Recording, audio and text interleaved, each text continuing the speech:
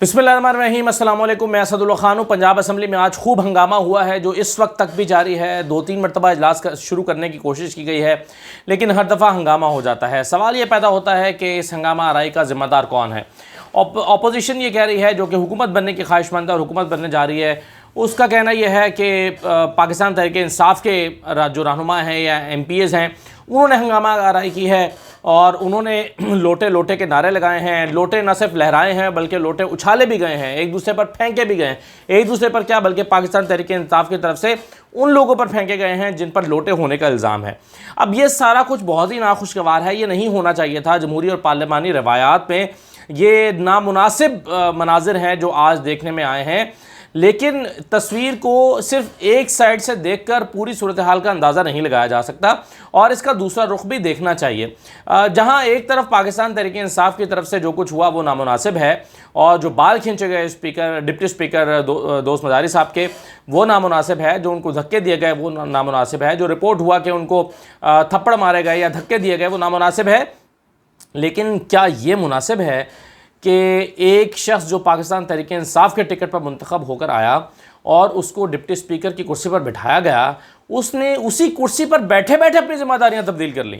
भाई, अगर आपने ज़िम्मेदारियां तब्दील की हैं तो अखलाकियात का तकाजा यह है कि आप जिस पार्टी की तरफ से आए थे उसका दिया गया ओहदा छोड़ दें और कहें कि मेरा ज़मीर गवारा नहीं करता कि मैं एक ऐसी हुकूमत के साथ खड़ा हूँ जिसने अवाम का साथ नहीं दिया, जिसने अवाम के मसाइल हल नहीं किए, जिसने अवाम को नुकसान पहुँचाया, अवाम को धोखा दिया, अवाम के वोटों को पर आए लेकिन उनको मायूस किया।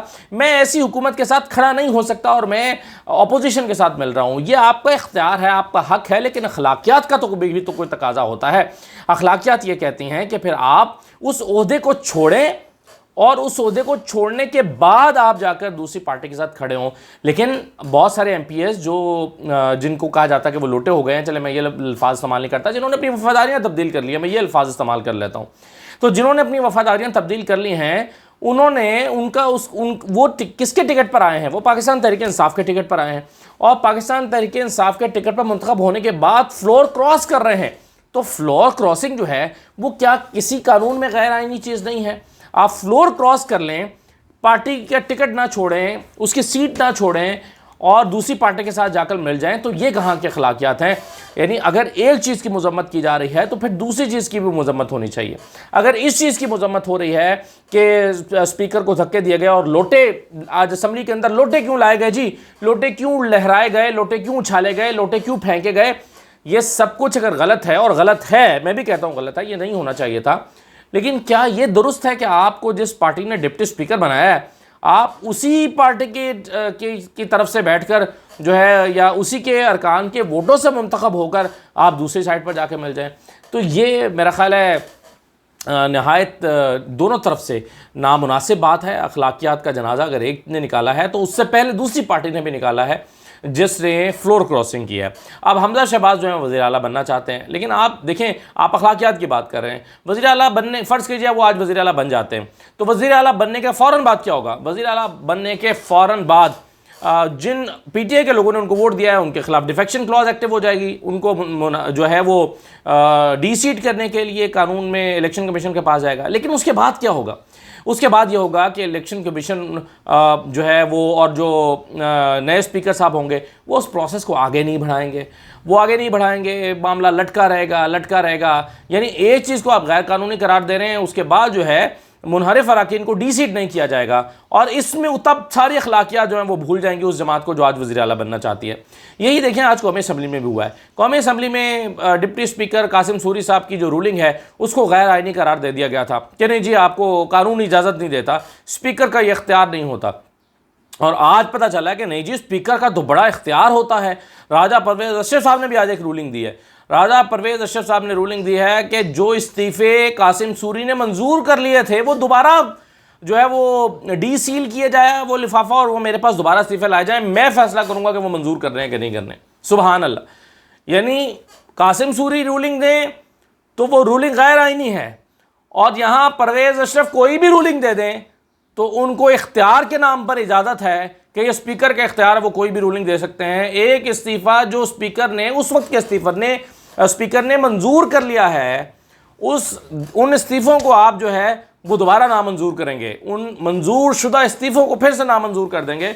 तो ये कहाँ की अखलाकियात हैं और ये कहाँ का जो पार्लिमानी नॉर्म्स हैं जो करने जा रही है। यानी एक तरफ आप आईन और कानून की बालादस्ती की बात करते हैं और दूसरी तरफ सियासी मसलहतों की बात करते हैं। तो ये मेरा ख्याल है जमहूरी और आइनी और कानूनी और पार्लिमानी रवैया नहीं है जो परवेज़ अशरफ साहब करने के लिए जा रहे हैं। तीसरी बात यह है कि MQM ने आज वजारतें लेने से साफ इनकार कर दिया। MQM ने कहा जी हम वजारतें नहीं लेते। अच्छा, फिर उन्होंने साथ में एक इजाफा कर दिया कि जी हम मुतालबात पूरे होने तक वजारतें नहीं लेंगे। अब वो मुतालबात तो पूरे होने नहीं हैं। मुतालबात तो मैं आपको पहले दिन से कह रहा हूँ, मुतालबा ये है कि जी बलदियाती कानून में तब्दीली की जाए। कौन तब्दीली करने जा रहा है बलदियाती कानून में? कोई इतना बेवकूफ़ है यहाँ पर? बलदियाती कानून में तब्दीली कर देगा आपके लिए और अपने हाथ काट के MQM को पकड़ा देगा।